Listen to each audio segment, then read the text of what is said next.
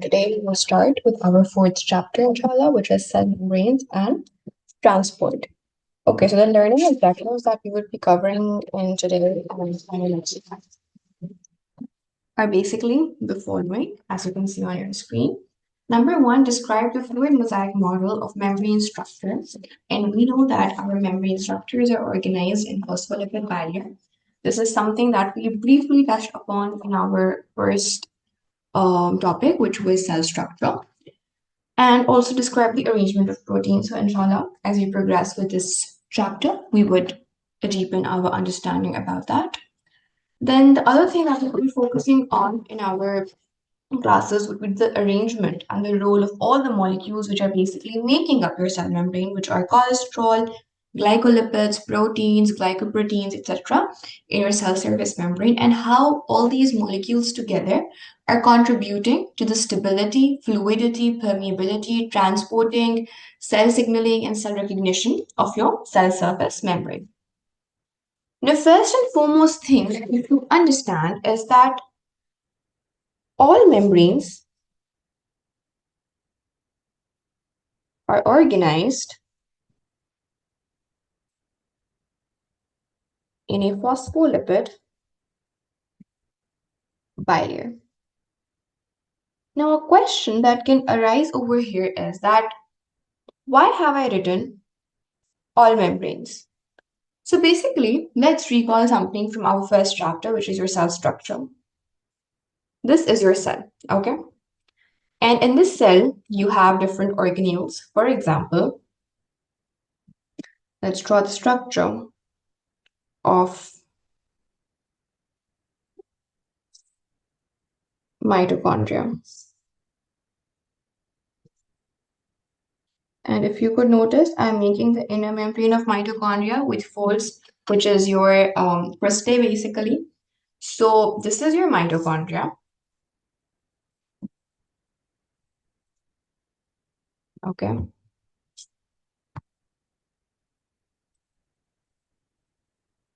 So here we've drawn mitochondria. And we know that mitochondria has how many membranes? It has one outer membrane, and then it has one inner membrane. Then if we talk about nucleus, for example, let's draw a nucleus. This is your nucleus, okay? Now we understood that our nucleus is made up of nuclear membrane. And वो nuclear membrane हमारे पास जो है वो double membrane होती है और उसमें ट्रांसपोर्ट के लिए हमारे पास न्यूक्लियर पोर्स होते हैं करेक्ट ये हमारे पास जो भी हमारा जेनेटिक मटेरियल है क्रोमोसोम्स क्रोमैटिन वो हमारे इस न्यूक्लियस के अंदर है so if you would notice this is our double nuclear membrane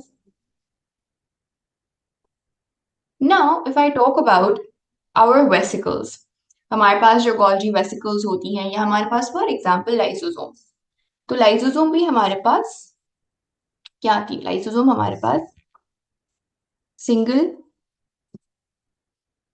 membranous vesicle थी correct then if we talk about our what do you say our rough endoplasmic reticulum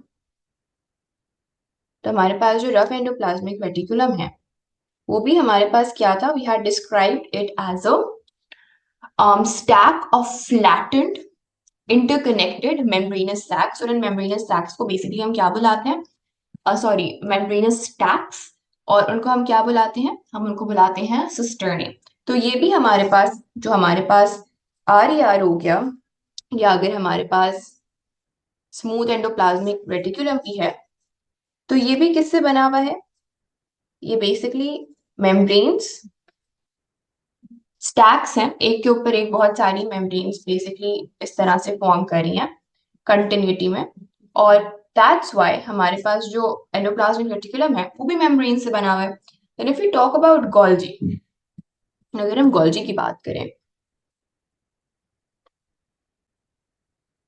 तो हमारे पास Golgi भी जो है Golgi body they are also what, ये भी हमारे पास cisternae है, ये हमारे पास इंटरकनेक्टेड नहीं है, पर हमारे पास स्टैक की फॉर्म में एक के ऊपर एक रखे हुए फ्लैटेंड मेम्ब्रेनस सैक्स है जिनका नाम सिस्टर्नी होता है। तो हमारे पास खाली सेल सरफेस मेम्ब्रेन जो हमारे पास हमारी सेल की वो है मेन बाउंड्री, सिर्फ सेल सरफेस मेम्ब्रेन ही हमारे पास फॉस्फोलिपिड बाइलेयर में नहीं होती है। And I just come about the organisation and the understanding of the phospholipid bilayer. Our cell surface membrane is not the only membrane which is organized in a phospholipid bilayer. All these membranous structures, which I have drawn in front of you, all the organelles which are made up of or which are composed of a membrane surrounding them, वो सारे के सारे उनकी जितनी भी membranes हैं, चाहे वो उनकी inner membrane हो, outer membrane हो, membranous sacs हो, membranes के stacks हो, या हमारे पास वेसिकल की मेम्ब्रेन्स हो, वो सारी की सारी जितनी भी मेम्ब्रेन्स हैं वो हमारे पास किस चीज से बनी हुई होती हैं, उनकी ऑर्गेनाइजेशन कैसी होती है? उनकी organisation is basically what it's the in the it's arranged or it is organized in a phospholipid bilayer. Now the question arises कि हमारे पास phospholipid bilayer होता क्या है? Okay, so let's understand कि हमारे पास phospholipid bilayer exactly है क्या? सो if you can recall, हमने बायोलॉजिकल मॉलिक्यूल्स में दो तरह के लिपिड्स पढ़े थे। एक हमने ट्राइग्लिसराइड पढ़ा था, जिसके लिए भी said in a triglyceride we have a glycerol molecule. ठीक है, ये हमारे पास एक ग्लिसरॉल का मॉलिक्यूल होता है, और ट्राइग्लिसराइड में इस ग्लिसरॉल के मॉलिक्यूल के साथ हमारी 3 fatty acid chains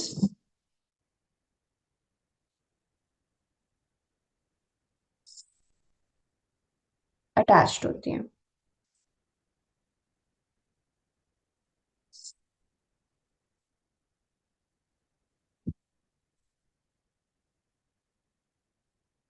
So these are your fatty acid chains, right? और हमने कहा था कि बिकॉज हमारे पास ग्लिसरॉल और 3 फैटी एसिड चेन्स हैं, तो इसमें कोई भी हमारे पास पोलर कॉम्पाउंड नहीं है, तो for triglycerides we say that they are non-polar and therefore water insoluble in nature.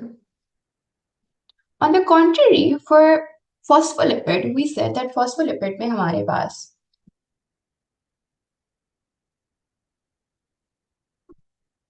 होता क्या है कि हमारे पास एक ग्लिसरॉल मॉलिक्यूल होता है, 2 फैटी एसिड्स चेन होती हैं, और जो हमारे पास थर्ड OH ग्रुप होता है ग्लिसरॉल का, वो किसके साथ जाकर बॉन्ड बना लेता है, किसके साथ जाकर क्या कहते हैं अपनी बॉन्डिंग करता है, वो हमारे पास होता है एक फॉस्फेट हेड या फॉस्फेट ग्रुप।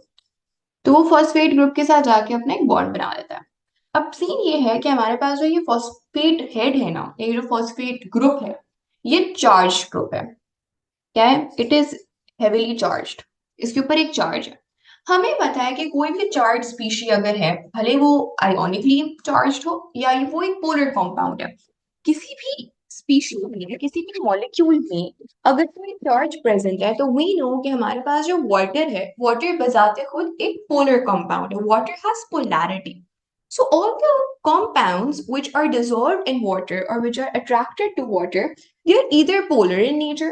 पोलर का मतलब क्या होता है? अनइवन डिस्ट्रीब्यूशन ऑफ चार्ज हुई भी होती है, तो एक तरफ हमारे पास नेगेटिव चार्ज ज्यादा होता है, नेगेटिव एंड ज्यादा होता है, और एक तरफ हमारे पास पॉजिटिव एंड ज्यादा होता है। Unequal distribution of charges basically polarity, तो उसकी वजह से पार्शियल चार्जेस आ जाते हैं हमारे पोलर कंपाउंड्स में। और आयोनिक कंपाउंड्स, क्योंकि हम जानते हैं कि हमारे पास नेगेटिव आयंस और पॉजिटिव आयंस के कॉम्बिनेशन से हमारे पास आयोनिक कंपाउंड बनता है, इस वजह से उनमें ऑटोमेटिकली पॉजिटिव और negative ions and henceforth positive and negative charge होता है। तो हमारे पास चार्ज स्पीशी जो भी होगी, वो वाटर लविंग होगी, वो हाइड्रोफिलिक होगी, वो सॉल्युबल इन वाटर होगी ना। हमारे पास इफ यू नोटिस एक फैटी सॉरी हमारे पास जो ये मॉलिक्यूल है, इसका हमारे पास जो ये फॉस्फोलिपिड का मॉलिक्यूल है, this is a phospholipid for you, and as the name suggest, ये जो फॉस्फो का पार्ट है ये कहाँ से आ रहा है? ये फॉस्फेट ग्रुप से आ रहा है। और ये लिपिड का पार्ट कहाँ से आ रहा है? Because of the existence of glycerol and fatty acid. तो हमारे पास अब फॉस्फोलिपिड जो है वो बेसिकली वाटर लविंग भी है और वाटर हीटिंग भी है। क्यों? हमारे पास जो फैटी एसिड टेल्स हैं, now fatty acid tails are what? They are non polar. क्यों? क्योंकि फैटी एसिड टेल्स में कौन से बॉन्ड्स हैं? कार्बन और हाइड्रोजन बॉन्ड है। कार्बन और hydrogen are strictly non polar bonds. इनमें कोई पोलैरिटी नहीं है, इनमें कोई चार्ज डिस्ट्रीब्यूशन नहीं है, इनमें कोई आयोनिक बॉन्ड्स नहीं है। तो हमारे पास जो ये टेल लाइक रीजन है फैटी एसिड्स का, ये इंतहाई नॉन पोलर रीजन है। So this part is what? This part is hydrophobic. This part is hydrophobic, which is water heating part. And now जो इसका ये ऊपर वाला पार्ट है जहां पे हमारा फॉस्फेट अटैच्ड है ग्लिसरॉल से, now phosphate has a charge, and obviously if it has a charge, so it would be water loving, it would attract water molecules, it can be soluble in water, it can form bonds with water. तो ये हमारे पास hydrophilic part है। Hydrophilic हमारे पास basically water loving part है। Now, if you could notice, हमारे पास जो phospholipid molecule है वो आधा जो है from the tail end, it is hydrophobic because हमारे पास non-polar fatty acid tails है, and from the upper end because it has a charged phosphate group which is a hydrophilic group. इसकी वजह से जो हमारा head है phospholipid का वो hydrophilic water loving है, और जो हमारे पास tails है fatty acid tails वो हमारे पास hydrophobic water heating है, जिसकी वजह से हमारे पास फॉस्फोलिपिड ना ही कंप्लीटली हाइड्रोफोबिक इन नेचर है, ना ही कंप्लीटली हाइड्रोफिलिक इन नेचर है। It has both properties, and इस वजह से हम कहते हैं that phospholipid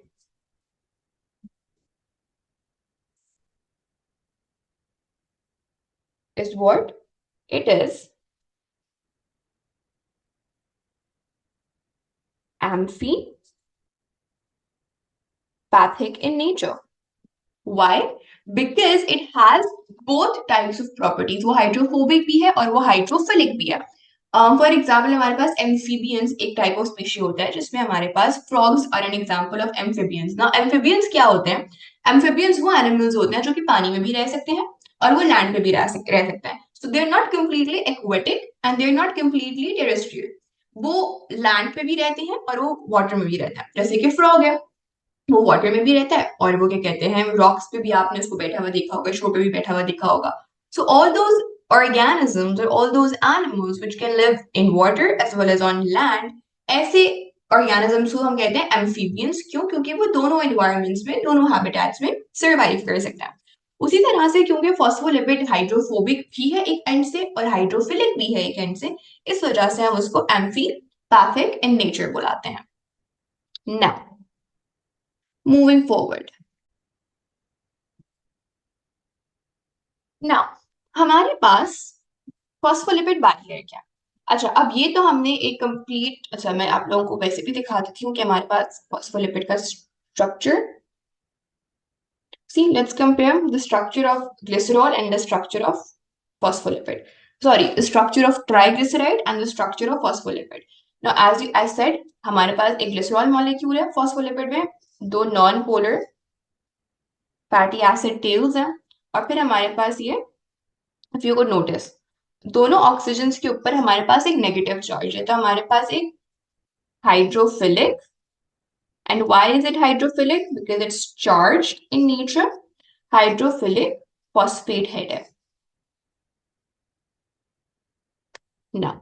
on the contrary triglyceride में हमारे पास कोई भी चार्ज नहीं है प्रेजेंट, कोई पोलैरिटी प्रेजेंट नहीं है, कोई आयोनिक बॉन्ड्स प्रेजेंट नहीं है, इस वजह से हमारे पास ट्राइग्लिसराइड से completely non polar hydrophobic in nature होता है।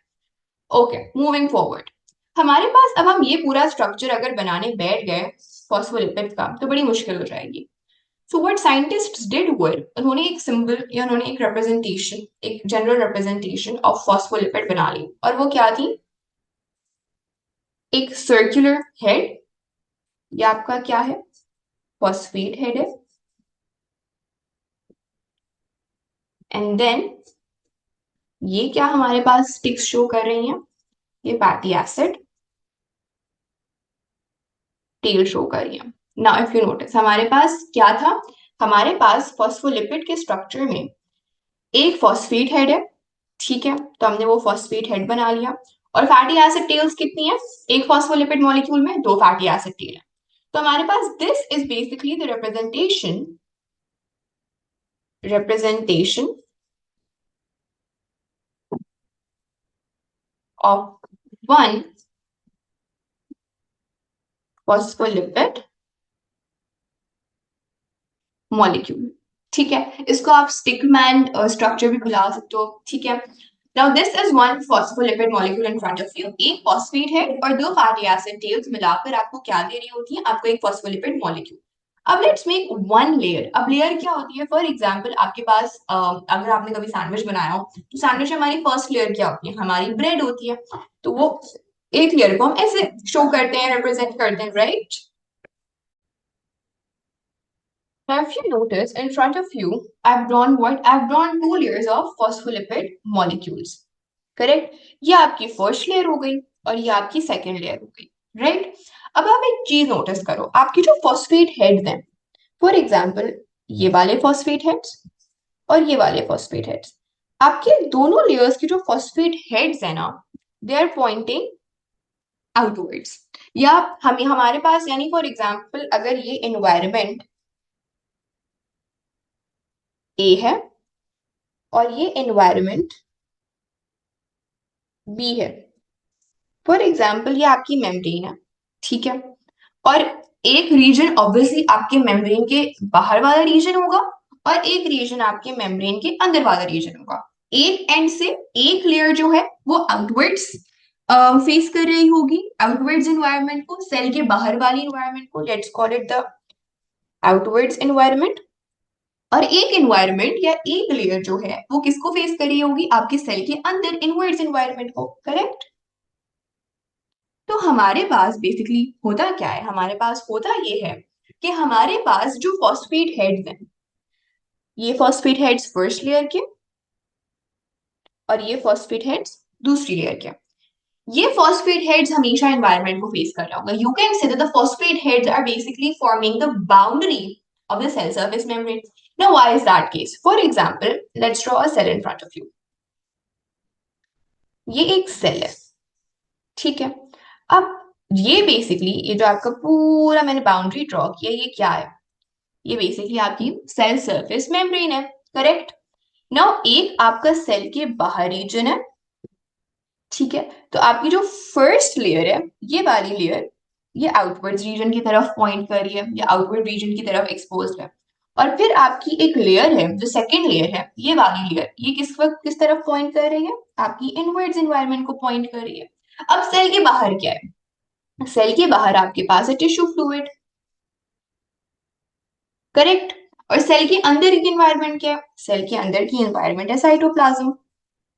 Now both tissue fluid and cytoplasm are what? They are your aqueous medium. तो ऑब्वियसली इनका जो मेजर कंपोनेंट है या जो मेजर कॉन्स्टिट्यूएंट है वो क्या है? वो वाटर है। Now we know that the phosphate heads, they are what? They are hydrophilic in nature, they are water loving. तो हमारे पास ऑब्वियसली अगर आउटवर्ड्स इन्वायरमेंट एक्वस मीडियम है और इनवर्ड्स इन्वायरमेंट भी एक्वस मीडियम है, तो हमारे पास जब भी हमारा फॉस्फोलिपिड की कोई भी किसी भी किस्म की लेयर बनेगी, चाहे वो सिंगल लेयर हो यानी मोनो लेयर हो या अगर वो बाय लेयर हो, तो हमेशा हमारे जो हेड्स है ना, water loving hydrophilic phosphate heads, they will always point towards what? They will always point towards the aqueous environment, the water environment. And our tails basically would organize themselves in such a way that they're not exposed or they're not facing the aqueous environment. So you can say that um, that the phosphate heads are always pointing towards the aqueous environment. ठीक है? Why? Because they're hydrophilic in nature.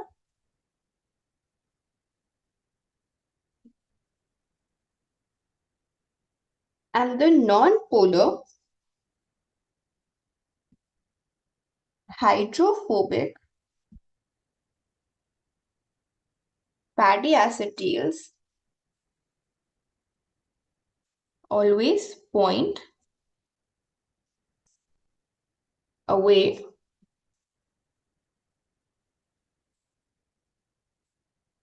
from the aqueous environment.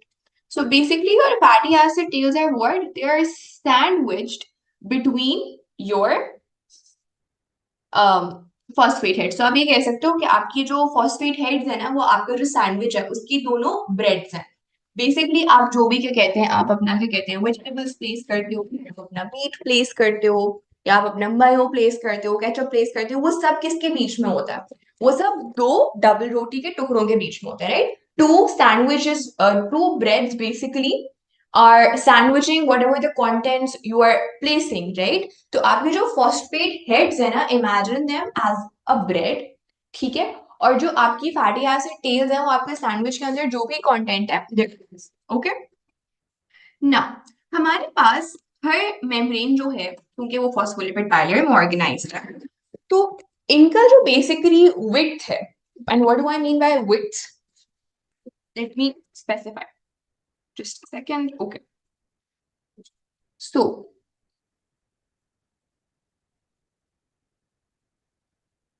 हमारे पास ये क्या है? This is our membrane, right? ये पूरी आपकी मेम्ब्रेन है, करेक्ट? अब इस मेम्ब्रेन की विड्थ कितनी है? इस मेम्ब्रेन की विड्थ है almost near to 7 nanometres. So all your membranes are, उनकी विड्थ क्या है या उनकी लेंथ क्या है? That is 7 nanometres. This 7 nanometers or this width of the membrane is also sometimes referred as your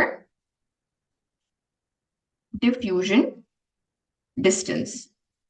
Now, why is it called diffusion distance? For example, ये आपका cell है, ठीक है?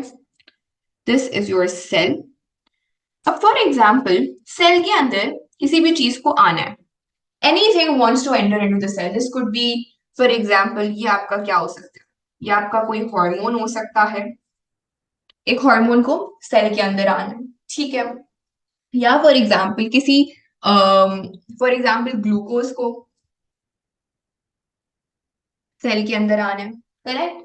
किसी भी चीज को अगर डिफ्यूज करके आना पड़े आपके सेल के अंदर या किसी भी तरीके से, चाहे वो डिफ्यूजन से आ रहा हो, या अगर फॉर एग्जाम्पल वाटर है, वाटर को सेल के अंदर आना हो, anything, any molecule, any substance which wants to enter into a cell, उसको हमेशा एक बाउंड्री फेस करनी पड़ेगी, या उस बाउंड्री को या उस गेट को क्रॉस करके सेल के अंदर आना पड़ेगा, जो कि आपकी सेल सरफेस मेम्ब्रेन है, करेक्ट?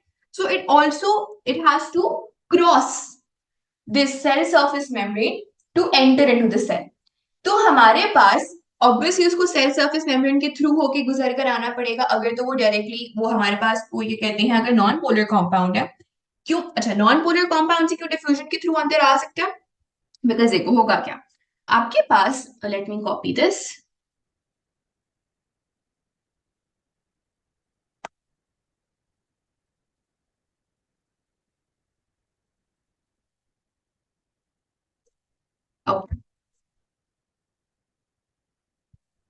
तो बेसिकली व्हाट हैपेंस इज कि हमारे पास कोई पोलर मॉलिक्यूल है, ठीक है? अब ये पोलर मॉलिक्यूल है हमारे पास, और इस पोलर मॉलिक्यूल को सेल के अंदर जाना है. क्या ये सेल के अंदर डिफ्यूज करके, डिफ्यूजन क्या है? बेसिकली डिफ्यूजन हमारे पास यानी वो बगैर किसी ऑब्स्टिकल के बस एक हायर कॉन्सेंट्रेशन रीजन से लोअर कॉन्सेंट्रेशन रीजन में through a partially permeable membrane cross करे. हमारे पास we know our cell surface membrane is what? Our cell surface membrane is a partially selectively permeable membrane. तो हमारे पास एक पोलर मॉलिक्यूल अगर उस मेम्ब्रेन से पास करके हायर कॉन्सेंट्रेशन रीजन से एक लोअर कॉन्सेंट्रेशन रीजन में आ रहा है, ऐसी चीज को या ऐसी मूवमेंट को हम क्या कहते हैं? डिफ्यूजन कहते हैं. अब एक क्वेश्चन यहां पर ये उठता है that can a polar molecule diffuse through this partially permeable membrane? The answer is no. Why? हमारे पास बेसिकली प्रॉब्लम यहां पर क्या है? प्रॉब्लम यहां पर ये है that our polar molecule would form bonds, यानी phosphate head से तो वो आराम से गुजर जाएगा. Why? Because phosphate heads are what? They are hydrophilic in nature, they are charged in nature. और हमारे पास जो polar molecule है वो भी उसके पास भी uneven charge distribution present है, उसके ऊपर भी partial charges present है और वो भी hydrophilic in nature है. तो phosphate head से तो वो गुजर सकता है. Problem कहाँ पर आती है? A polar molecule cannot cross these fatty acid tails. Why? Because these fatty acid tails would repel, would push away, would not allow the polar molecule to pass through them. Why? Because fatty acid tails are non-polar in nature. तो हमारे पास एक polar molecule जो है ना, वो basically allow नहीं होने देगा. Sorry, a polar molecule cannot cross through the phospholipid barrier. Why? Because these non-polar fatty acid tails would not allow it to pass through it. अब वो पोलर मॉलिक्यूल कैसे मूव करेगा, हम उसको पूरा एक चैप्टर है, एक सब टॉपिक है, जिस पे हम आकर अभी अगली क्लासेस में डिस्कशन करेंगे. बट पोलर मॉलिक्यूल्स तो नहीं रह सकता. Let's talk about non-polar molecules. Non-polar molecules हम एग्जांपल ले लेते हैं. कोई हमारे पास लिपिड बेस्ड हार्मोन है. Now लिपिड बेस्ड हार्मोन की कॉम्पोजिशन क्या है? Lipids, steroids, correct. अब हमारे पास जो लिपिड्स हैं वो तो लिपिड्स के थ्रू पास कर जाएंगे. किस तरह से? इस तरह से कि हमारे पास जो फैट, अच्छा इफ यू वुड सी, हमारे पास जो मेम्ब्रेन है उसका जो मेजर हिस्सा है, उसका जो मेजर पार्ट है, वो हमारे पास ये फैटी एसिड टेल्स बना रही है. फॉस्फेट हेड्स तो बहुत छोटा सा पार्ट ऑफ द मेम्ब्रेन बना रहे हैं ना. तो क्वेश्चन यहाँ पर बिल्कुल एक वैलिड ये उठ सकता है कि हमारे पास नॉन पोलर मॉलिक्यूल जब पोलर फॉस्फेट हेड्स के साथ इंटरैक्ट करेंगे तो उनको भी रिपेल कर जाना चाहिए, जिस तरह से polar molecules fatty acid tail से रिपेल हो रहे थे. बिल्कुल, the question is valid. But हमारे पास नॉन पोलर मॉलिक्यूल्स क्यों हमारी मेम्ब्रेन से पास कर जाते हैं, क्यों डिफ्यूज कर जाते हैं? बिकॉज हमारे पास जो major chunk, major composition of the phospholipid barrier है वो किसका है? वो लिपिड्स का है. तो वो कुछ ना कुछ रास्ता निकाल के ना वो आराम से डिफ्यूज कर जाते हैं हमारी फॉस्फोलिपिड बैरियर से. ठीक है, थोड़ी सी उनको शुरू में रिपल्जन फेस करनी पड़ती है, but otherwise they are able to move through it. वो रिपल्जन को ओवरकम कर लेते हैं हमारे non polar molecules. So because non-polar molecules can easily diffuse through the phospholipid barrier, ऐसी मूवमेंट को हम क्या कहते हैं? डिफ्यूजन कहते हैं. तो ऑब्वियसली जो हमारा नॉन पोलर मॉलिक्यूल है उसको कितना डिस्टेंस ट्रैवल करना पड़ा? उसको इतना डिस्टेंस ट्रैवल करना पड़ा. करेक्ट. हम इस डिस्टेंस को डिफ्यूजन डिस्टेंस कह सकते हैं. बिल्कुल कह सकते हैं, क्योंकि हमारे पास जो डिफ्यूजन है वो इतनी लेंथ पर या इतनी विड्थ पर डिफ्यूज हुई थी. डिफ्यूजन डिस्टेंस हमारा ये हो गया. और यही जो हमारा डिफ्यूजन डिस्टेंस है, क्या वो हमारी मेम्ब्रेन की विड्थ नहीं है? बिल्कुल वो मेम्ब्रेन की विड्थ है. So we would say that 7 nanometers is our width of membrane, and it is also the diffusion distance. Okay.